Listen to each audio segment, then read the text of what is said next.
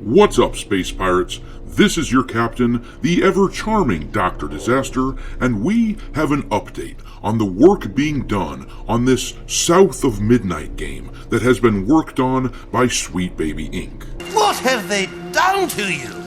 The update we're going to look at comes to us from Mark Kern on Twitter, who has spoken to some of the devs working on that title, and they paint a bleak picture of hiring Sweet Baby and injecting DEI crap into every facet of their studio.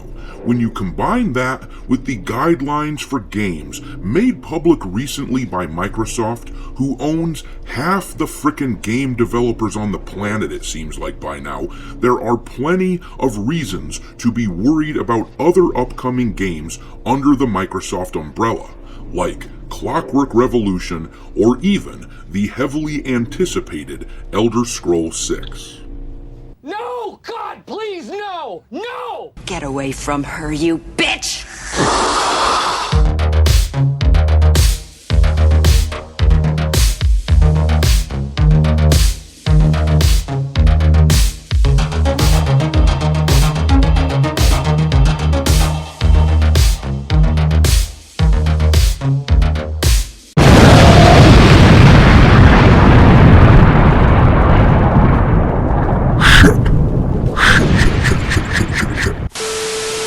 Alright, me hearties, make sure you like this video and subscribe to the channel if you haven't already, and also, don't forget to follow me over on Twitter, where my handle is Dr. Disaster 1.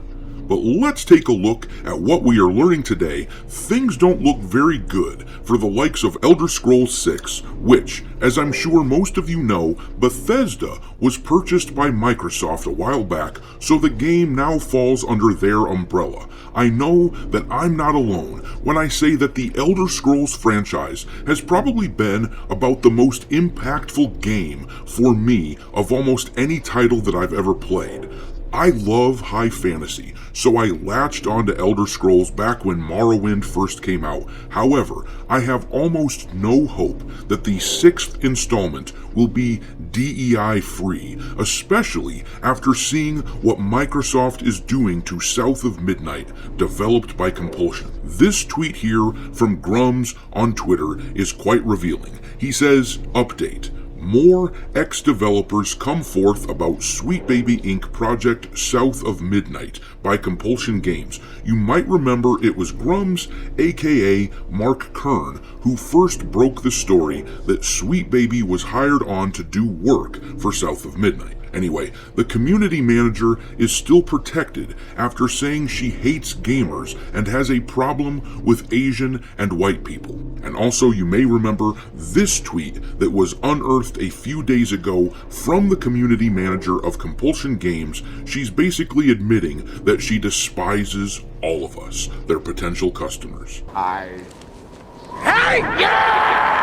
Hey, right back at you.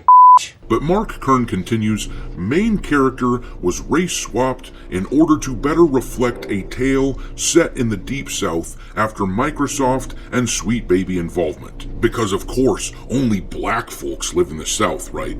Speaking as someone who has traveled all around the South, that's a pretty damned weird opinion to hold. You are so odd. The team that created their past celebrated title, We Happy Few, is mostly gone, leaving after being disillusioned about changes after the Xbox, Microsoft, and Sweet Baby involvement, studio politics, and more. Less than 10% of the original We Happy Few team remains. And you gotta think, with that kind of turnover, this isn't even the same company any longer. They are Compulsion Games by name only. And that's kind of a perfect example of wokeness in a nutshell, isn't it? My beloved Star Wars, as an example, is just a hollow shell of its former self. The wokesters are wearing it like a skin suit, but there's nothing left of what made me love the franchise. The same goes with all of these game companies like CD Projekt Red. The Witcher 4, as we discussed yesterday, will be The Witcher in name only. But anyhow, promotion of non-qualified staff to lead and management positions resulted in a mess of a project. No idea how to make a game. We've been saying that these people hire activists instead of people who know what they're doing, and that is clearly what we're talking about here. But carrying on, the dev team is almost entirely white and based in Montreal, Canada, and many devs felt uncomfortable creating a game in the Deep South with so little experience in the area. Sweet Baby and a POC writer were brought on board to help with a more authentic perspective. The gamer-hating community manager, Pika Chulita, is cited as one of the many incompetent staff promoted or hired into senior positions who does no actual work. A quick glance at the company page she manages reveals virtually no info about the game and consists of endless retweets of DEI-related matters and promotions about other games and companies. Once again, these people are activists and not gamers. They have infiltrated our hobby in an attempt to boot us out and attract the so-called modern audience that doesn't really exist. The best they can do are an army of normies who will buy anything that these companies put out because they are an unthinking people. Congratulations, you're officially one of us. One of us. Devs paint a picture of a passion project by the creative director who grew up in the South, gone awry after Microsoft money. Project is in poor state of development, good devs with good intentions being hamstrung by poor hires and promotions not based on merit, and very poor community management. There are many good people there.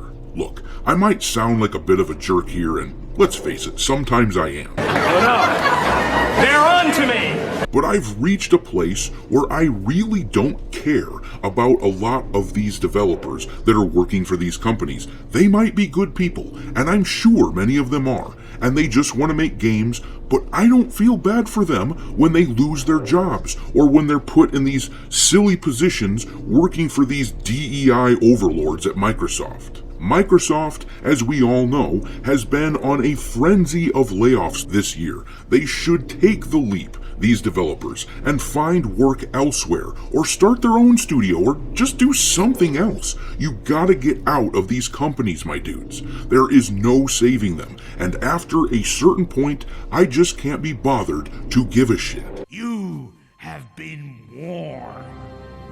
But that pretty much wraps up the new information. As I said, this is what I expect from Elder Scrolls 6 when it comes out.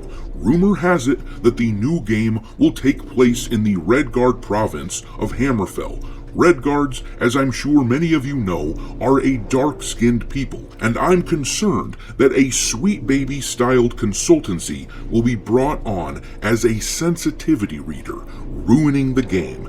And that sucks, because Redguards are awesome, and I'd really like to explore Hammerfell without the nuisance of DEI. But I will leave it there. What do you think are the odds that Hammerfell will be ruined by the guidelines being set forth by Microsoft? Are titles like this and like Clockwork Revolution just doomed?